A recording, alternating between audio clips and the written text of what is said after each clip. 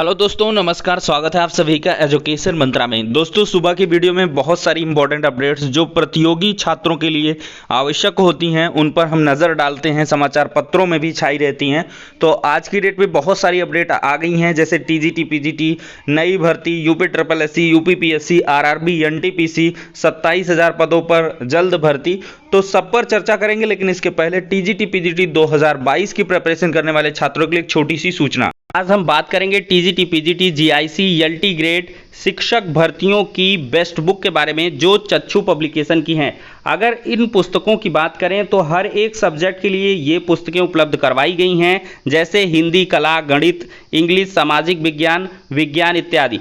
तो इन पुस्तकों में अब तक के पूछे गए सभी प्रश्नों का समावेश किया गया है। 2550 से अधिक बहुविकल्पीय प्रश्न अध्यायवार और साथ ही साथ व्याख्या सहित उपलब्ध करवाए गए हैं। तो देर किस बात की, ऑनलाइन या ऑफलाइन दोनों मोड में इन पुस्तकों को प्राप्त करें। ऑनलाइन के लिए लिंक डिस्क्रिप्शन बॉक्स में, ऑफलाइन के लिए किसी भी नज़दीकी बुक स्टॉल पर कांटेक्ट कर सकते हैं। तो चक्षु पब्लिकेशन की इन बेस्ट बुक के साथ अपनी प्रिपरेशन को मजबूत करें और सफलता को प्राप्त करें।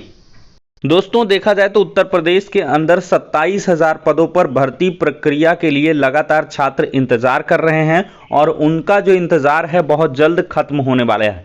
जी हाँ दोस्तों, हम बात कर रहे हैं यहाँ पर पुलिस कांस्टेबल भर्ती की। ये बहुत ही अवेटेड भर्ती है। बहुत दिनों तक इसके टेंडर की प्रक्रिया चली थी।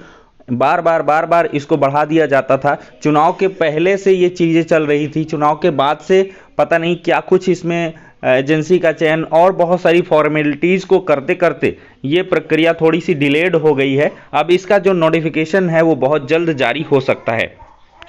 यहाँ पर दोस्तों देख सकते हैं, उत्तर प्रदेश पुलिस भर्ती और प्रोन्नति बोर्ड की ओर से यूपी पुलिस में कांस्टेबल के 26,210 पद हैं और फायरमैन के 172 पद हैं। इनकी भर्ती के लिए ऑनलाइन आवेदन की जो प्रक्रिया है बहुत जल्द शुरू हो सकती है। इसके लिए भर्ती एजेंसियों से टेंडर भी मांगे गए थे, जिसकी निविदा प्रक्रिया लगभग पूरी हो चुकी है। यूपी कांस्टेबल भर्ती के लिए आवेदन प्रक्रिया का जो नोटिफिकेशन होगा upbpb.gov.in पर जारी किया जाएगा।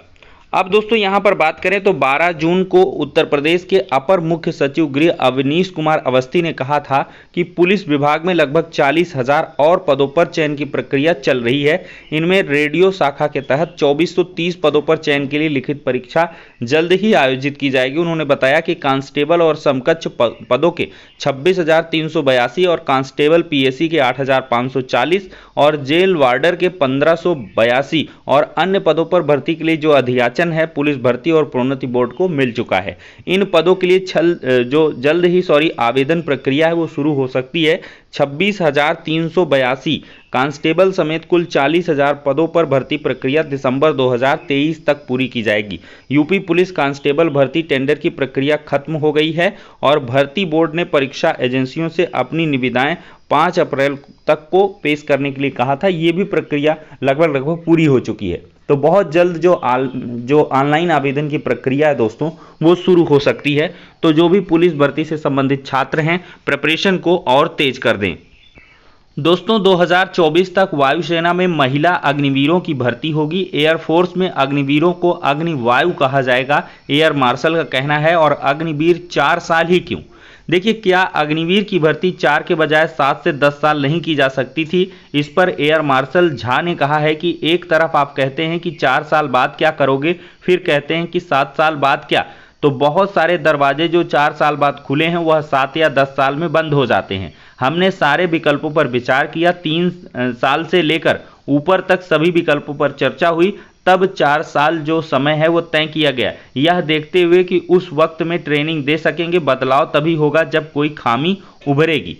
तो यहाँ पर वायुसेना में अग्निवीर के लिए शुक्रवार से जो ऑनलाइन रजिस्ट्रेशन है, कल की डेट से वो शुरू हो चुके हैं।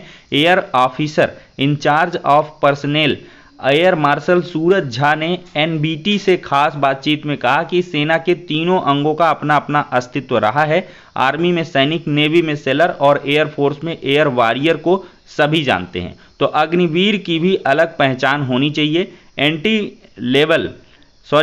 लेवल योग्यता में ट्रेनिंग पैटर्न में पोस्ट कोर्स व कैसे काम करते हैं, इसमें फ़र्क है, सबका अनूठा अस्तित्व है। इसलिए ज़रूरी था कि हम अपने अग्निवीर को अग्निवीर वायु कहें, ताकि अलग अलग मंत्रालय, विभाग और इंडस्ट्री को टैलेंट की पहचान करने में आसानी हो। तो दोस्तों यहाँ पर वायुसेना में नई भर्ती जो है वो आ चुकी है। अग्निवीरों की भर्ती प्रक्रिया शुरू हो चुकी है। 5 जुलाई तक ऑनलाइन पंजीकरण किया जा सकेगा और नौसेना के लिए आज खुलेगी ऑनलाइन पंजीकरण खिड़की। देखिए, देश भर में जारी विरोध प्रदर्शन के बीच वायुसेना ने शुक्रवार सुबह 10 बजे से अग्निवीरों की भर्ती प्रक्रिया शुरू कर दी है और वायुसेना ने ट्वीट कर यह जानकारी दी है। इसके तहत पात्र जो उम्मीदवार हैं अग्निपथ-वायु.cdac.in पर 5 जुलाई शाम 5 बजे तक पंजीकरण कर सकते हैं। परीक्षा 24 जुलाई को होगी। एक चीज़ और कंफर्म है, सिर्फ ऑनलाइन पंजीकरण करने वालों को ही परीक्षा में बैठने का मौका मिलेगा। वहीं नौसेना में भर्ती के लिए ऑनलाइन पंजीकरण खिड़की जो है वो शनिवार को खुल जाएगी।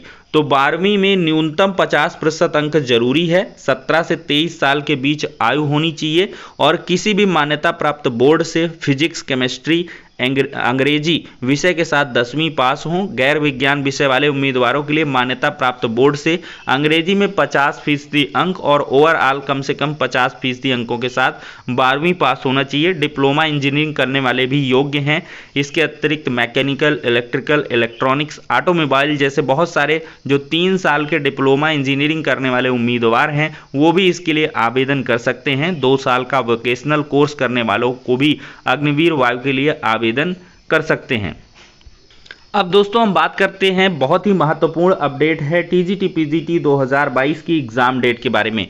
दोस्तों टीजीटी पीजीटी एग्ज़ाम डेट के लिए बहुत सारे छात्रों के सवाल हैं मन में, तो हम ये बताना चाहेंगे। देखिए, चयन बोर्ड के जो सदस्य हैं उनका कार्यकाल पूरा हो चुका है और उनके आवेदन वगैरह लेके अब चयन की प्रक्रिया शुरू है और ऐसी उम्मीद लगाई जा रही है कि जुलाई लास्ट या अगस्त में जो ये प्रक्रिया है चयन बोर्ड के सदस्यों के चयन की वो पूरी कर ली जाएगी और इसके बाद से आपको टीजीटी पीजीटी 2022 के एग्ज़ाम के बारे में बहुत तेज़ी से कार्य दिखाई पड़ेंगे।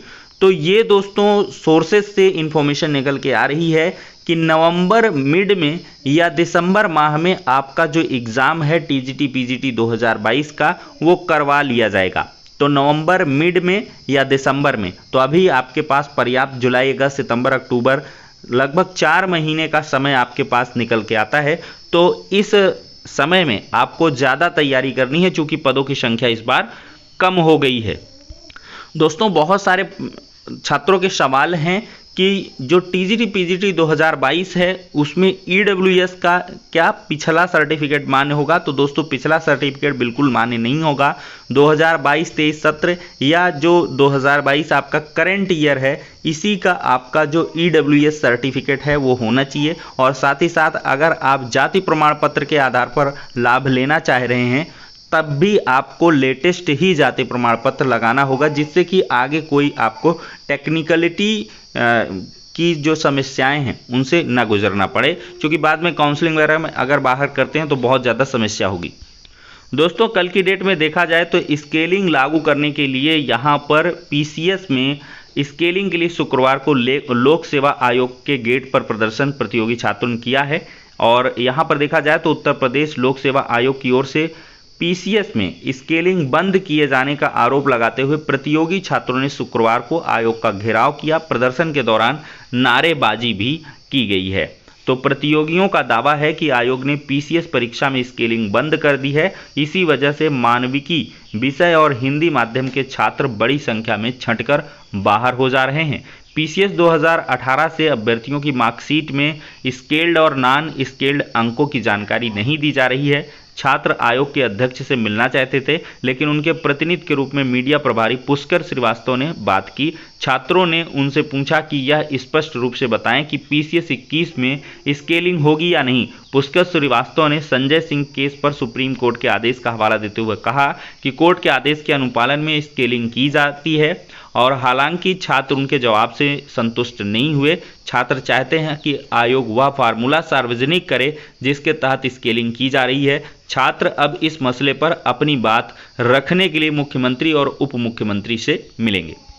दोस्तों एक दिन में 30% कोरोना का संक्रमण बढ़ा है, लेकिन चौथी लहर का खतरा नहीं है। 20 फरवरी के बाद सबसे ज़्यादा तब 19,968 जो नए मामले दर्ज हुए थे और 24 घंटे के दौरान 6.5 लाख लोगों को टेस्ट हुए देश के अंदर। तो थोड़ा बच बचा के रखिएगा, बाकी कोई दिक्कत ज़्यादा नहीं है। सहायक बोरिंग टेक्नीशियन की हम बात कर लेते हैं। लिखित परीक्षा 3 तारीख को होगी। यूपी SSSC ने नई नोटिस जारी कर दी है। लघु सिंचाई विभाग में सहायक बोरिंग टेक्नीशियन के रिक्त पदों पर चयन के लिए यूपी SSSC 3 जुलाई को प्रदेश के 3 जिलों लखनऊ, बरेली, वाराणसी में लिखित परीक्षा आयोजित करेगा। यह परीक्षा 3 जिलों में सुबह 10 से 11:30 तक होगी। अभ्यर्थी अपने प्रवेश पत्र शुक्रवार से आयोग की वेबसाइट से डाउनलोड कर सकते हैं।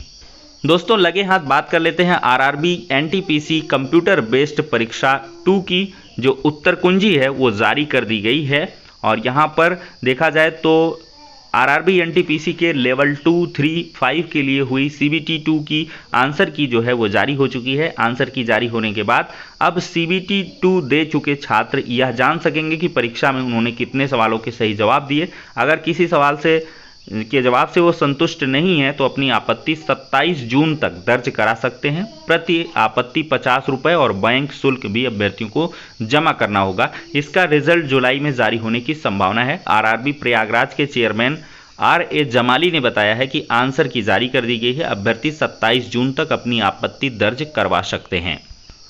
तो इसी के साथ दोस्तों सारी इन्फॉर्मेशन खत्म हो जाती है। वीडियो पसंद आया हो तो लाइक करें, चैनल को सब्सक्राइब करें। नेक्स्ट वीडियो मिलते हैं, तब तक के लिए शुक्रिया, धन्यवाद।